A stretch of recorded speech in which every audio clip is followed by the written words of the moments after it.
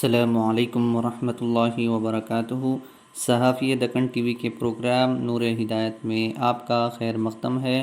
آج کا ہمارا ٹاپک حضرت شفا بنت عبداللہ رضی اللہ تعالی عنہ کی مختصر حالات زندگی۔ غزوہ خیبر کے کچھ عرصے بعد کا ذکر ہے کہ ایک دن ایک باوقار خاتون بارگاہ رسالت میں حاضر ہوئی اور اپنی کچھ ضروریات بیان کر کے سرور عالم صلی اللہ علیہ وسلم سے درخواست کی کہ نقدی یا جنس وغیرہ کی صورت میں انہیں کچھ عطا فرمایا جائے۔ اتفاق سے اس وقت حضور پر نور کے پاس کوئی چیز موجود نہیں تھی، اس لیے آپ نے معذرت فرمائی، لیکن وہ خاتون اصرار کرتی رہی کہ ان کی درخواست کو شرف پذیرائی بخشا جائے۔ اتنے میں اذان کی آواز آئی اور حضور نماز کے لیے مسجد تشریف لے گئے۔ وہ خاتون بھی اٹھ کر قریب ہی اپنی بیٹی کے گھر چلی گئی جو جلیل القدر صحابی حضرت شرحبیل بن حسنہ کی اہلیہ تھی۔ وہاں انہوں نے دیکھا کہ ان کے داماد حضرت شرحبیل تہبند باندھے گھر میں ہی بیٹھے ہیں اور نماز کے لیے مسجد نہیں گئے۔ یہ خاتون داماد کو گھر میں بیٹھا دیکھ کر سخت آزردہ خاطر ہوئیں اور غضب آلود لہجے میں انہیں ملامت کرنا شروع کر دی کہ نماز کا وقت ہو گیا اور تو گھر ہی میں ہے۔ حضرت شرحبیل نے کہا، خالہ جان مجھے ملامت نہ کیجیے، بات یہ ہے کہ میرے پاس ایک ہی قمیص تھی جس پر میں نے پیوند لگا رکھا تھا، حضور نے اسے مجھ سے عاریۃً مانگ لیا ہے۔ میں نہیں چاہتا کہ ننگے بدن مسجد جاؤں اور جب لوگ مجھ سے اس کا سبب پوچھیں تو میں ان کو بتاؤں کہ میری قمیص حضور نے عاریۃً لی ہے۔ وہ خاتون داماد کی بات سن کر سکتے میں آ گئی اور کہنے لگی، میرے ماں باپ رسول اللہ صلی اللہ علیہ وسلم پر قربان، مجھے کیا معلوم تھا کہ حضور کا آج کل یہ حال ہے۔ میں نے اپنی درخواست پر اصرار کر کے خواہ آپ کو اذیت دی۔ یہ خاتون جن کو شریعت کا اس قدر پاس تھا کہ نماز کے وقت اپنے داماد کو گھر میں بیٹھے دیکھ غضبناک ہو گئیں اور پھر بے خبری کے عالم میں بارگاہ رسالت میں اپنی بات پر بیجا اصرار نے جنہیں سخت پشیمان کیا حضرت شفا بنت عبداللہ تھی۔ حضرت شفا بنت عبداللہ کا شمار نہایت جلیل القدر صحابیات میں ہوتا ہے۔ ان کا تعلق قریش کے خاندان عدی سے تھا۔ عدی کے دوسرے بھائی مرہ تھے جو رسول اللہ صلی اللہ علیہ وسلم کے اجداد میں سے ہیں۔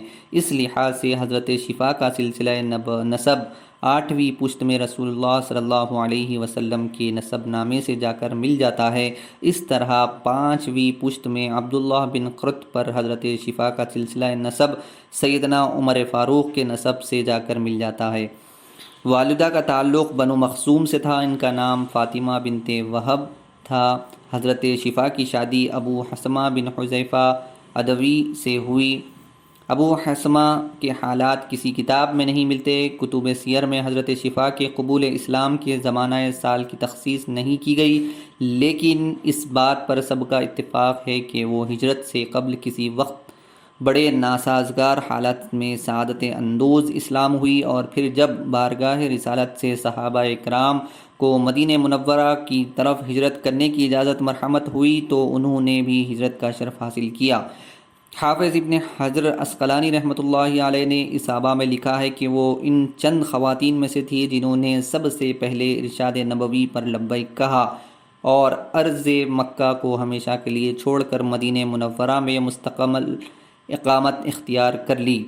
رحمت عالم صلی اللہ علیہ وسلم نے مدینہ منورہ میں نزول اجلال فرمایا تو کچھ عرصے بعد آپ نے حضرت شفا کو ایک مکان عنایت فرمایا جس میں وہ اپنے فرزند سلیمان کے ساتھ مدت العمر قیام پذیر رہی۔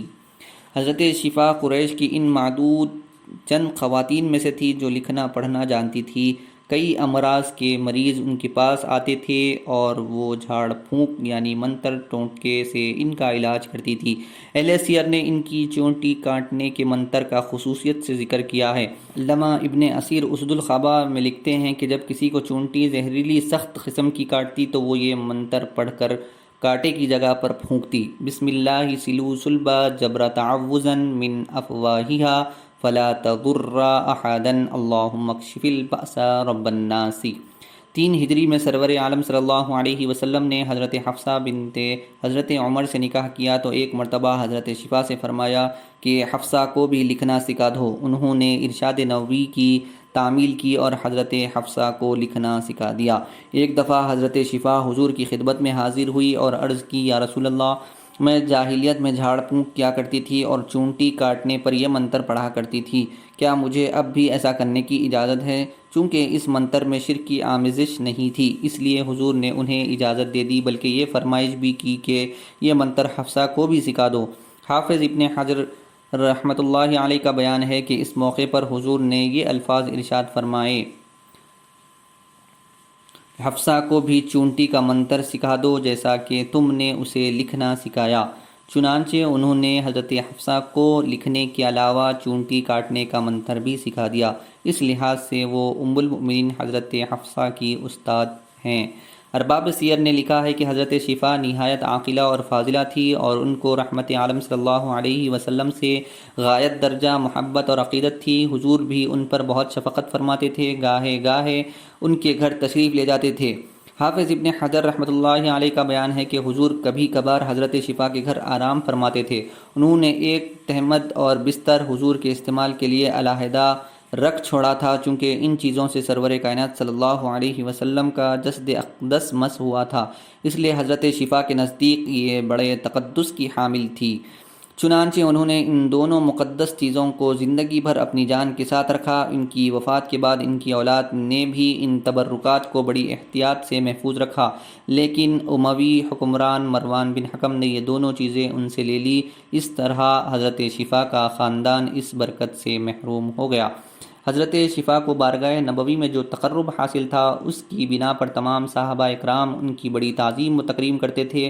حضرت عمر فاروق کے نزدیک ان کی قدر و منزلت کی یہ کیفیت تھی کہ جب وہ سریر آرائے خلافت ہوئے تو کبھی بھی بعض اہم مسائل میں ان سے مشورہ لیا کرتے تھے اور ان کی رائے کی بہت تعریف کرتے تھے۔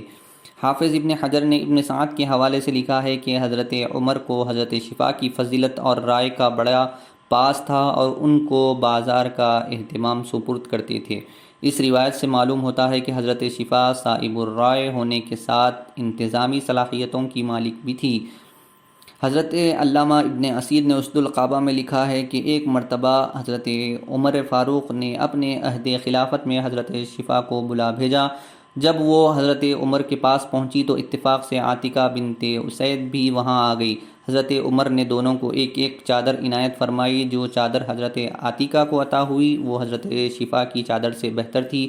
حضرت شفا کو یہ بات ناگوار گزری۔ انہوں نے ناراضی کے لہجے میں حضرت عمر سے مخاطب ہو کر فرمایا، تمہارے ہاتھوں پر مٹی پڑے، میں عاتکہ سے زیادہ قدیم الاسلام ہوں، تمہاری بنت عم بھی ہوں، اور پھر تم نے مجھے خود بلا بھیجا تھا، لیکن ان ساری باتوں کے باوجود تم نے عاتکہ کو مجھ سے بہتر چادر دی، حالانکہ وہ بن بلائے محض اتفاق سے یہاں آ گئی تھی۔ حضرت عمر نے فرمایا، واللہ یہ چادر تمہارے ہی لیے تھی، لیکن جب عاتکہ آ گئی تو مجھے ان کی رعایت کرنی پڑی، کیونکہ یہ نسب میں رسول اللہ صلی اللہ علیہ وسلم سے زیادہ قریب ہے۔ حضرت شفا نے کب وفات پائی اس کے بارے میں تمام کتب سیر خاموش ہے۔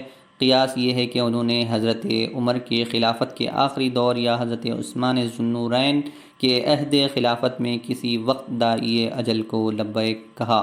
حضرت شفا کی اولاد میں صرف ایک لڑکے سلیمان اور ایک لڑکی کا پتہ چلتا ہے۔ دونوں شرف صحابیت سے بہرور تھے۔ لڑکی مشہور صحابی حضرت شرحبیل بن حسنہ کے نکاح میں تھی۔